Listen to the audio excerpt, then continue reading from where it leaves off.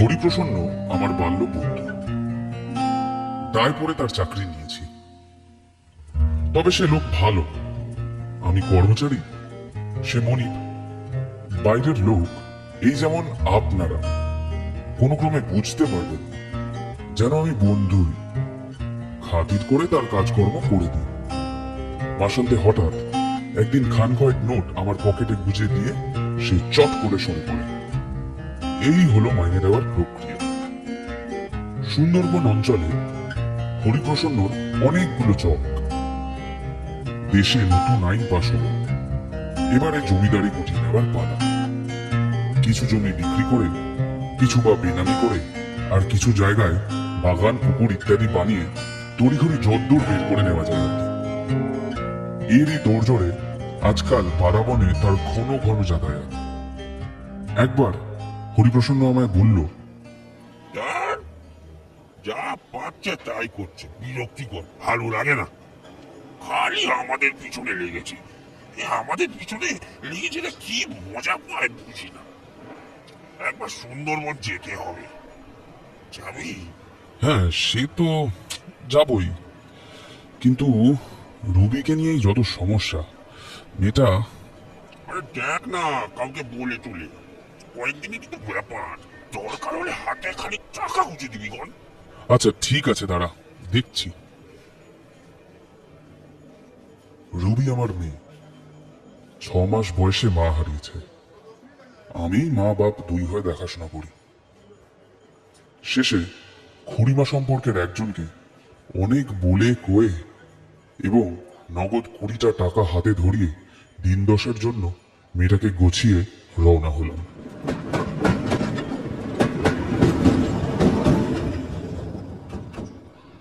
বৈশাখ মাস, খুব গরম পড়েছে, কিন্তু গাঙে খালে কয়েকটা দিন দারুণ হাওয়া খেয়ে বেড়ানো যাচ্ছে। এটা উপরি লাভ। সুন্দরবন শুনে ভাববেন না বন জঙ্গলই শুধু। জঙ্গল তো বটেই, হঠাৎ তার মধ্যে দেখবেন পঙ্খের কাজ করা প্রায় অভগ্ন পাকা কুঠুরি মহারাজ প্রতাপাদিত্যের কোনো অনুচর বানিয়েছিলেন।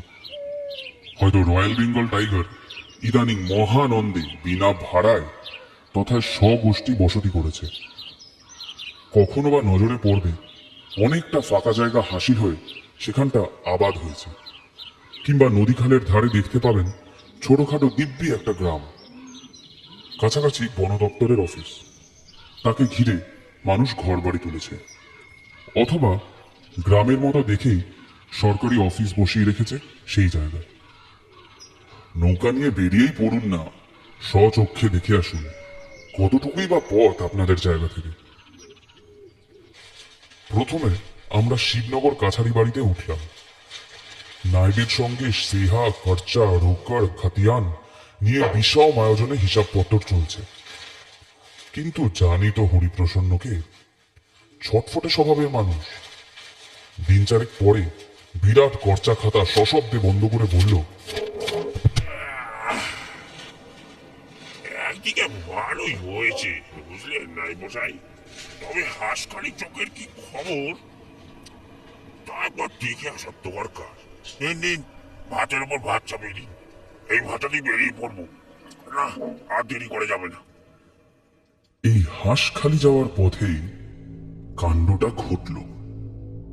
কুক্ষণের যাত্রা, বাপ ঠাকুরদার পুণ্য প্রাণে বেঁচে এসেছি, কিংবা বলবো পরম লগ্নে বেরিয়েছিলাম।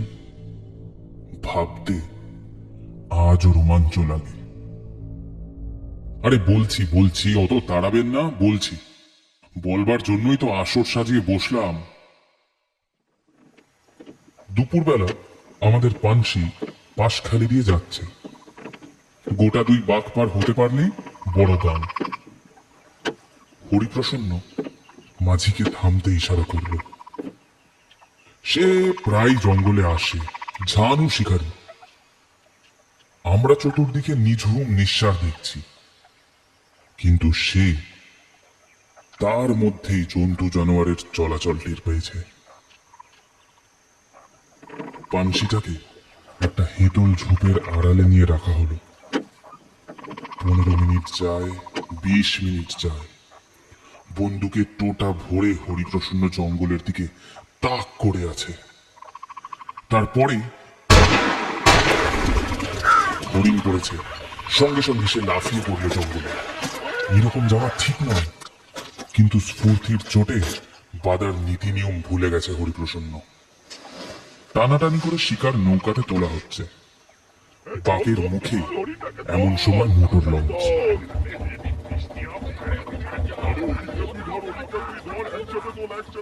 শিকারের লাইসেন্সও নেওয়া নেই, তার উপরে মাদি হরিণ পড়েছে। এই অবস্থায় বন দপ্তরের লঞ্চের সামনে পড়া আর বাঘের মুখে পড়া একই কথা। হরিপ্রসন্ন তা বলে ঘাবড়ালো না, যেন ওদেরই প্রতীক্ষায় ছিল। এই এই দাঁড়ান দাঁড়ান দাঁড়ান, কি হচ্ছে ওখানে? ওটা পাঞ্চি ধরে কি তুলছেন? এই দেখি দেখি, এদিকে দেখি। বড্ড বাজিয়ে দিলেন মশাইরা, নয়তো সেই নৌকাটি আপনাদের হাফি সবজি ছেলতে হতো।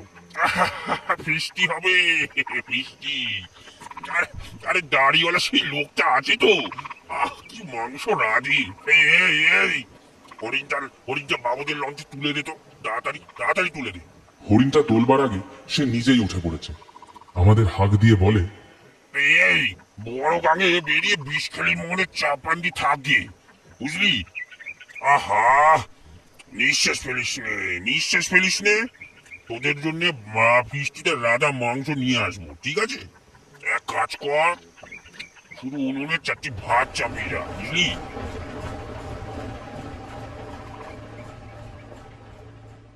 সে হলো দুপুরবেলার কথা। এক প্রহর রাত হয়ে গেল। উফ, পেটের ভিতর বাপান্ত করছে। দেখা নেই কারো, না হরিপ্রসন্ন, না তার সেই আহামরি মাংস। সারাদিন বড্ড ধকল গেছে। পাশখালিতে জল ছিল না, কাদায় নেমে 3-4 মাইল নৌকা ঠেলেছি। মাঝি মাল্লারা সেই সন্ধ্যা থেকে নাক ডাকছে। একা বসে বসে আমিও কখন শুয়ে পড়েছি, একদম কিচ্ছু জানিনি। পানসি হেলছে, দুলছে। ঘুমের মধ্যে একসময় টের পেলাম, অর্থাৎ জোয়ার এসে গেছে। বাচ্চাকে দোলনায় চাপিয়ে মা যেরকম দোলা দেন, ঠিক তেমনই। মন্দ লাগে না। খানিক এমনই গেল, ছেঁড়া ছেঁড়া স্বপ্ন দেখছি। হঠাৎ মাঝি চেঁচিয়ে উঠল, আরে খাইছে খাইছে গো, সর্বনাশ হয়ে গেছে, নৌকা বাঞ্চাল, নৌকা বাঞ্চাল। লাফিয়ে উঠে বসে আতঙ্কে থরথর করে কাঁপি। জোয়ারের টানে কাছি ছিঁড়ে নৌকা তীরের মতো ছুটেছে। নোনা জলের তরঙ্গ অন্ধকারের মধ্যে সাদা দাঁত মেলে হাসছে খলখল শব্দে। যা অবস্থা, সব সুতো এতক্ষণে জলতলে যায়নি, এই তো আশ্চর্য। মাঝি হাল চেপে ধরে সামলাতে গেল তো মরাত করে হাল 2 খন। চরম ক্ষণের আর অল্পই বাকি। হাত পা কোলে করে এই সময়টুকু কাটিয়ে দেওয়া ছাড়া কোনো কিছু করার নেই। জলের কল্লোল ধ্বনি আমার রুবির কান্নার মতো লাগছে। কড়াল অন্ধকারের পার থেকে রুবির কান্না ভরা ডাক শুনছি যেন। ঘন অন্ধকারে কোন জায়গায় কি অবস্থার মধ্যে ছুটছি বোঝার জো নেই। পাগলা হাতির মতো মাথা নাড়তে নাড়তে নৌকা হঠাৎ গতিবন্ধ করে দাঁড়ালো। বাড়ি লেগেছে, লতা পাতায় আষ্টে পৃষ্ঠে জড়িয়ে কাছি বাঁধার মতো হয়েছে। এমন তো হয় না, বেঁচে গেলাম তবে নাকি? টেমি জেলে চৌখুপি লণ্ঠনের মধ্যে পড়ে উঁচু করে ধরলাম। দুটো উদ্দেশ্য, কোথায় কিভাবে আটকে আছি তার কিছু হদিশ পাওয়া, আর জায়গাটা যদি গরম অর্থাৎ ব্যাঘ্র সংকুল হয় তাহলে আলো ধরে জানোয়ারদের ভয় দেখানো। যতদূর মনে হচ্ছে মস্ত এক বাঁকের মাঝামাঝি কি গতিকে কিনারা এসে পড়েছে। উফ, যে জোরে আসছিল পাড়ে ধাক্কা খেয়ে পানসি কুচি কুচি হয়ে যাওয়ার কথা, কিন্তু বুনো লতা পাতা জালের মতো আটকে ধরল। উফ, বিধাতা পুরুষ আমাদের বেমক্কা পরমায়ু দিয়েছে। গাঙের পাশাপাশি দীর্ঘ বিসর্পিল এক বস্তু, বাঁধ বলে মনে হচ্ছে। আরে মানুষ কথা বলছে, লোকালয় এসে পড়েছি নাকি? তবে স্ফূর্তিতে নেমে পড়লাম। সামনে বিস্তর গোলঝাড়, সেগুলো পার হয়ে বাঁধ। বড় বড় কেওড়া গাছ জায়গাটায় আধার জমিয়ে তুলেছে। বাঁধের ওধারটা একেবারে ফাঁকা। মিঠো জমি ভেঙে হন হন করে কারা আসছে। গুনতিতে প্রায় 15-20 জন। বিলের মুক্ত বাতাসে ওদেরই কথাবার্তা কানে গিয়েছিল। লোকগুলো কাছে এসেই তাদের মধ্যে একজন ধমক দিয়ে ওঠে আমার ওপর। আচ্ছা মানুষ, আগাতায় পড়ে আমার লণ্ঠন দেখাচ্ছে। এই সন্ধ্যা থেকে আমরা হাপিং টেস্ট করে পথ দেখিয়েছি। এসো এসো, চলে এসো। কোথায় কোথায় যাব? পালোয়ান গোছের একটা ব্যক্তি হুঙ্কার দিয়ে উঠল। কোথায় যেন জানেন না? আরে আকাশ থেকে পড়লেন নাকি? আকাশ থেকে? না না, আকাশ থেকে পড়িনি, এই জোয়ারের টানে এসে পড়েছি। থাক থাক, একেবারে যা যাওয়া কাণ্ড। রাত দুপুরে উনি আবার রঙ্গরস শুরু করলেন। সত্যি বলছি, হ্যাঁ। আরে আমি কিছু জানি না। লোকটা আমার হাত চেপে ধরল। উফ উফ, বাবা গো, হাত যেন গুঁড়ো হয়ে গেল। লোকটা হাত ছেড়ে দিয়ে ব্যঙ্গের সুরে বলল, ননির পুতুল, ওই গুটি গুটি পায়ে চললে আর হবে না। একটু তাড়াতাড়ি পা চালাও দেখি। জোর কদমে একটু পাটা চালাও, লগ্নের আর দেরি নেই। এই তোমরা তাড়াতাড়ি পাটা চালাও, তাড়াতাড়ি চলো, তাড়াতাড়ি চলো। পাকা গোফ এক প্রবীণ মানুষ এগিয়ে এসে হাতের লাঠিটা আমার হাতে গুঁজে দিলেন। ভালো মানুষ তিনি। কোমল কণ্ঠে বললেন, লাঠিটা আমায় দাও দাদা ভাই, অজানা পথ, লাঠিটা ধরে সাবধানে চলে এসো। চোখ রোগড়ে পরক্ষরে। ঘুমের ঘরে স্বপ্ন দেখছি না তো? সকালে বললাম, লগ্ন? কিসের লগ্ন? বুঝতেই তো পারছি না। আরে কিসের লগ্ন? আর কেন যাব আপনাদের সঙ্গে? হেসে উঠলেন সেই প্রবীণ মানুষটি। ও রামসেন, শোনো শোনো, না যাই কেন আমাদের সঙ্গী যাবে এ তো বুঝতেই পারছি না। দুনিয়ায় এত মুলুক থাকতে সোনাদানা কেন এসে পড়েছে তাও বোধহয় বুঝতে পারছে না। হো হো করে বহু কণ্ঠে উচ্ছল হাসির ধ্বনি। তাদেরই মধ্যে একজন বলল, বলছি মশালগুলো এবার ধরিয়ে ফেলো। হে, এই অন্ধকারের মধ্যে ভূত প্রেতের মতো দাঁড়িয়ে থাকলে বর তো এমনি ভয় পেয়ে যাবে। দাও দাও, যাও যাও, মশালগুলো ধরিয়ে ফেলো। আমার সেই লণ্ঠন খুলে একে একে সবাই টেবিলে মশাল ধরিয়ে নিল। হু হু করে হাওয়া দিচ্ছে। মশালের আলো কাঁপছে কালো কালো মূর্তিগুলোর উপর। প্রবীণ লোকটি বললেন, এ আগে পিছে মশাল ধরো, আরে মেটো পথ হোঁচট না খায়। এ ছি ছি, নাচ জামাই হাতিয়ে বিয়ে বাড়িতে তুলতে হচ্ছে। এই তোমারই তো দোষ দাদু ভাই। এ 16 বিহার আর পালকি তারা ঘাটে বসে আছে, খবর করে তাদের নিয়ে আসবার সময় নেই। উফ, যা কষ্টটাই না দিয়েছ। এ বসে বসে বিরক্ত হয়ে শেষে ওরাই বললো গাঙের কিনারা ধরে এগিয়ে যাওয়া যাক, তাই তো তোমায় পেয়ে গেলাম। মাঠে নেমে পড়েছি এখন। থমকে দাঁড়িয়ে বললাম, যাচ্ছি, দাঁড়ান দাঁড়ান, যাচ্ছি যাচ্ছি, কিন্তু ওই নৌকার ওদের যে কিছু বলা হলো না। আহ, যা বলার আমরা বলবো। তোমাকে যেতে বলা হচ্ছে, তাই চলো না তাড়াতাড়ি। অধিক তর্ক করার আর শক্তি নেই। একটিবার হাত ধরেছিল, তার জ্বলুনি থামেনি এখনো। উফ, রহস্যময় লোকগুলো আমায় ঘিরে নিয়ে চলল।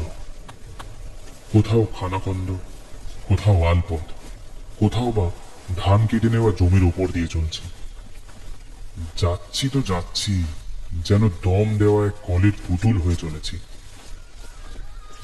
অবশেষে পাড়ার মধ্যে এসে পড়লাম। তেমাথা পথের উপর তেঁতুল গাছ, অদূরে বাড়ির উঠানে শামিয়ানা খাটানো। বিস্তর লোকজনের আনাগোনা। ঘটনাস্থলে পৌঁছে গেছি। অমনি ঢাক ঢোল কাশি সানাই বেজে উঠল চারদিক থেকে। উলু দিচ্ছে মেয়েরা, শাঁখ বাজাচ্ছে। মাঠের দিককার আকাশে শো শো করে হাওয়ায় উঠে তারা কাটছে। নতুন জামাই এসছে গো, বরণ ডাকাটা নিয়ে এসো। কন্যাপক্ষ অবস্থাপন্ন বিয়ের আসর খাসা সাজিয়েছে। কাচের হাড়ি ঝোলানো সারি সারি বাতি জ্বালিয়ে দিয়েছে তাদের মধ্যে। রূপো বাঁধানো হুকুগুলো লোকের হাতে হাতে ঘুরছে। হুকোদানের ওপর খুব একটা বসতে পায় না। চারিদিকে গোলাপ জল ছেটানো হচ্ছে ঘন ঘন। পুরুত তৈরি হয়ে আছেন।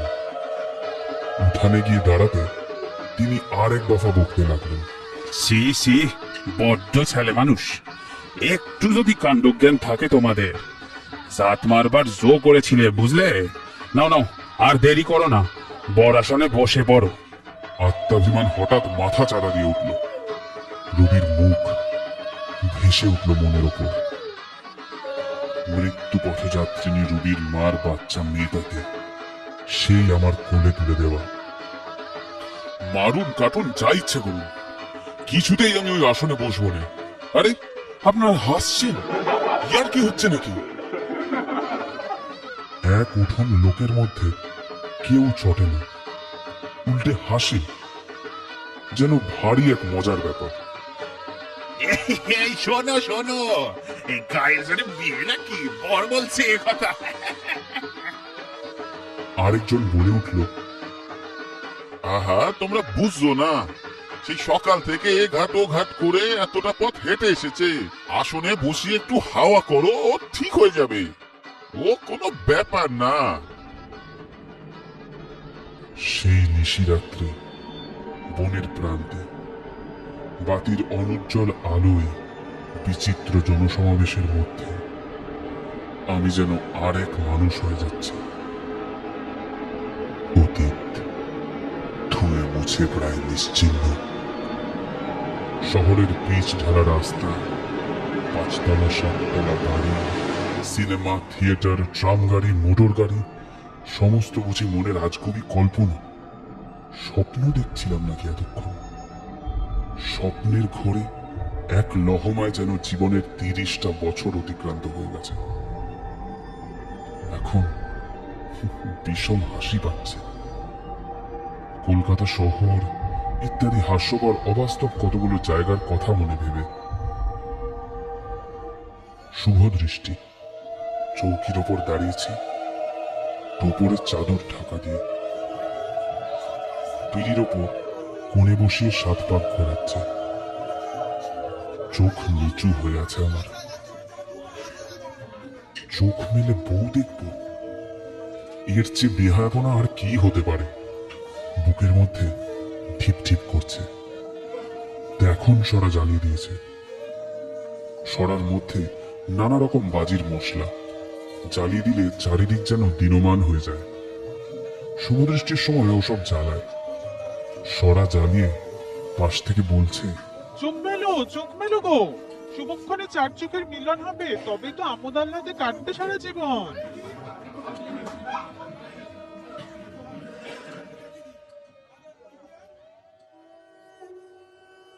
মুদিত পদ্মকলির মতন দুটি ডাগর চোখ আমার দৃষ্টির সামনে। থর থর করে কাঁপছে চোখের পাতা। ভোর রাত্রি, পদ্মকলি এমন করেই বুঝি পাপড়ি মেলে। সরার উজ্জ্বল আলোয় দেখলাম দুই চোখে দিঘির মতো কালো গভীরতা। জল উছলে পড়ছে সেই দিঘির ছাপে চোখের প্রান্ত বেয়ে। কি তোমার মনোব্যথা ওগো কন্যা? ইচ্ছে করে আদর করে চোখ মুছে দিই,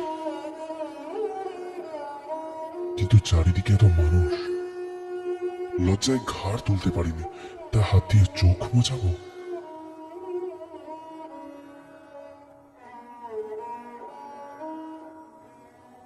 বাসর ঘরে এক শয্যায় আমরা দুজন। কত রাত হয়েছে বলতে পারবো না।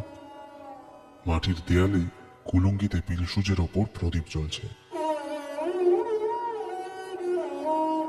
মেয়ে বউগুলো ঠাট্টা তামাশায় অনেক জ্বালাতন করেছে। জানলার বাইরে এখনো কান পেতে আছে কিনা কে জানে। সে থাকে থাকুক, ঠোঁটই নড়ছে খালি আমাদের। ঠোঁটে ঠোঁটে সামান্য ব্যবধান। কথাবার্তা আর কারো শুনতে হবে না। মন্ত্র পড়ার সময় নামটা পেয়েছি, পদ্ম। সেই নিঃশব্দ কণ্ঠে বললাম, পদ্ম, তুমি কেঁদেছিলে তখন? না তো। তাহলে বলছো তোমার বর কানা। পদ্ম চুপ করে থাকে। আমায় পছন্দ হয়নি বোধহয়। অমন বললে আমার কত কষ্ট হয় জানো। সকলে বলছিল তোমার মাথা খারাপ হয়ে গেছে, তুমি রাগ করতে লাগলে বিয়ের কিছুতে বসবে না। আগে একবার নাকি বিয়ে হয়েছিল তোমার, একটা মেয়ে আছে। শুনে আবার ভয় করতে লাগলো। আচ্ছা, ওসব কি সত্যি? গোটা কলকাতা শহর চায় চাক স্বপ্ন হয়, কিন্তু আমার রুবি। বিষম সন্দেহের দোলায় দুলছি। গুটিসুটি হয়ে রুবি আমার কোলের মধ্যে ঘুমোয় আজ ৫টা বছর।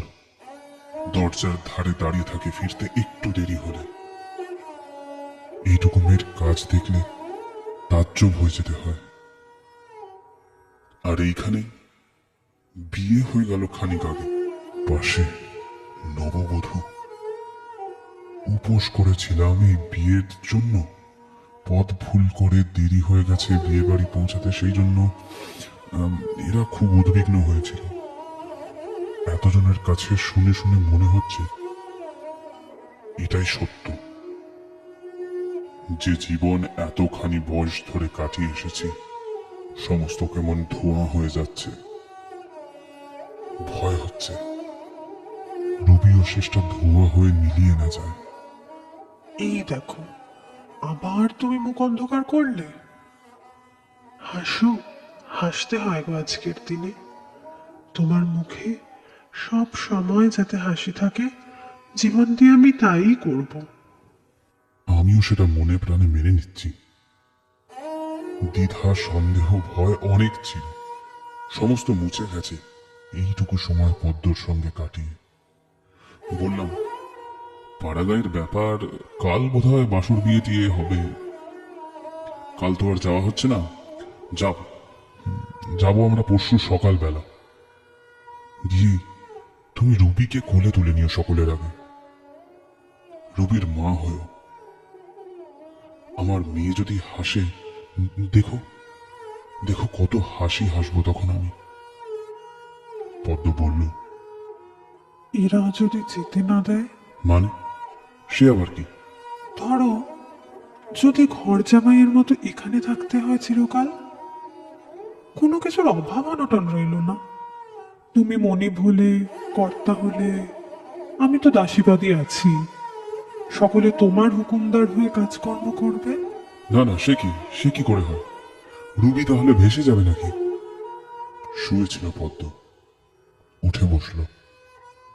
খুঁটিয়ে খুঁটিয়ে জিজ্ঞাসা করল রুবির কথা খানিকক্ষণ। তারপর গুম হয়ে থেকে আস্তে আস্তে দরজা খুলে বাইরে চলে গেল। সামনে রোয়াক পার হয়ে কোন দিকে সে অদৃশ্য হয়ে গেছে। চাঁদ উঠেছে। খোলা দরজায় এক ফালি জ্যোৎস্না ঘরের মধ্যে এসে পড়ল। ঘরের মধ্যে যেন জ্যোৎস্না ফুটেছে, দিনমানের মতো পরিষ্কার। পদ্ম ফিরে এলো এক আঁচল স্বর্ণ চাপা নিয়ে। সুগন্ধে ঘর ভরে গেছে। বলে, নিচু ডালে অনেক ফুটেছিল, তোমার জন্য নিয়ে এলাম, নাও। দু হাত পেতে নিলাম। অঞ্জলি ভরে গেল।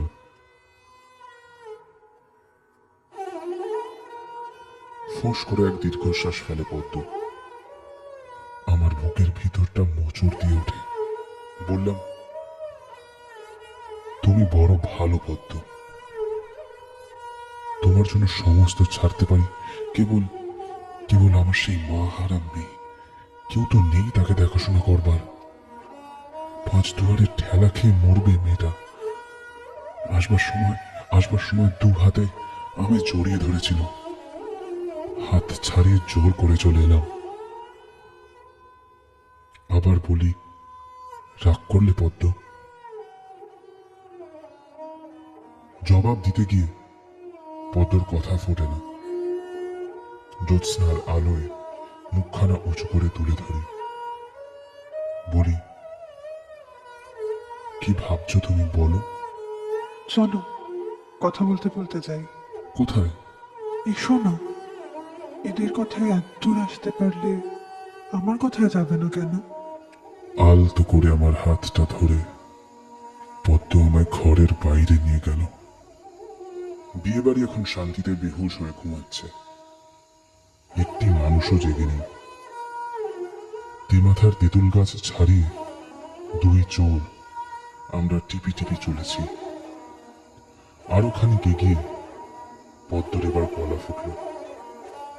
আহা, গানের সুরও এমন মিঠে হয় না। বলে, রবির কথা ভাবছি। মা না থাকার কষ্ট আমি জানি। আমারও মা নেই। 76-এ মন্বন্তরে মারা গেলেন। তখন আমি একেবারে ছোট। ঝাপসা ঝাপসা মনে পড়ে। বাবা আর গায়ের মানুষেরা ঘুরতে ঘুরতে শেষটা এই দক্ষিণ দেশে ধান চালের আবাদে এসে নতুন করে ঘর বাড়ি তুললেন। আমি বললাম, 74-এ নয়, 50-এর মন্বন্তর। তোমার কোথাও ভুল হচ্ছে। এই তো সেদিনের কথা। ভুল হবার কি আছে? পলাশিতে সিরাজদৌল্লার নবাবী গেল, তার কিছু পরেই তো। পদ্ম পাগল নাকি তবে? এতক্ষণের কথাবার্তায় তো টের পাইনি। চলার ধরনেও মনে হচ্ছে পাগল। হাত ধরে যেন উড়িয়ে নিয়ে চলেছে আমায়।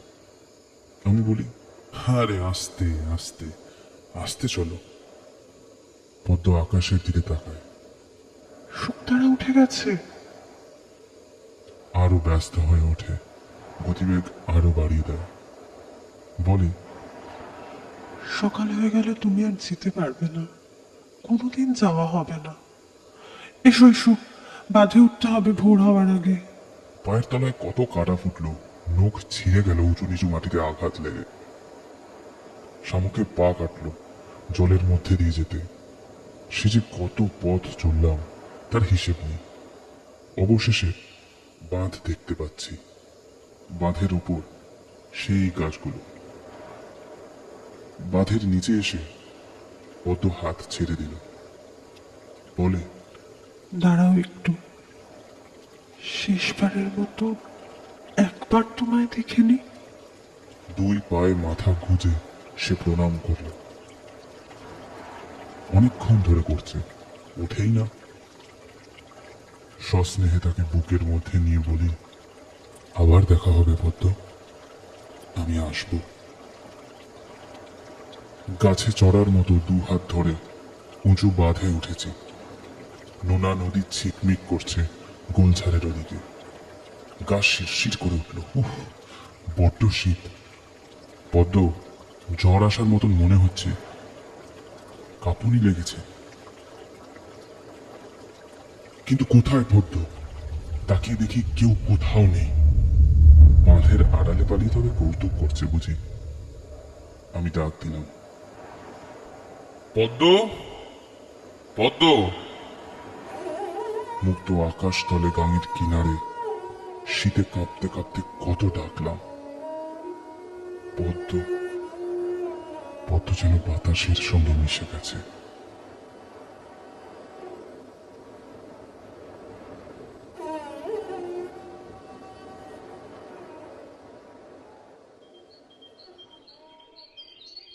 সকাল হলো।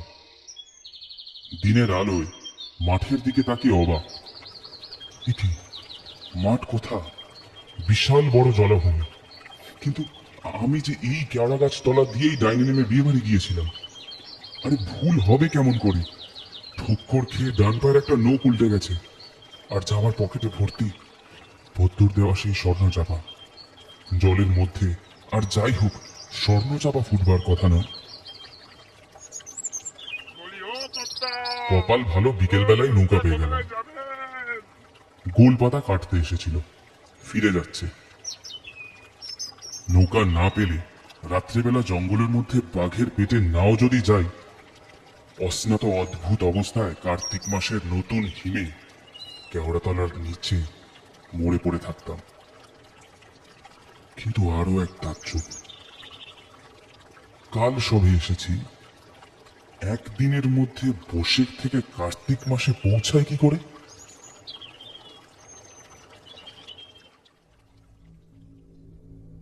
দুকড়ি মাঝি মাতলায় থাকে। একদিন অনেকের সঙ্গে এই গল্প করেছি। নৌকা থেকে ডাঙায় পা দিয়েই দুকড়ির কাছে গেলাম। বাদাবনের সকল সুলুক সন্ধান তার নখদর্পণে।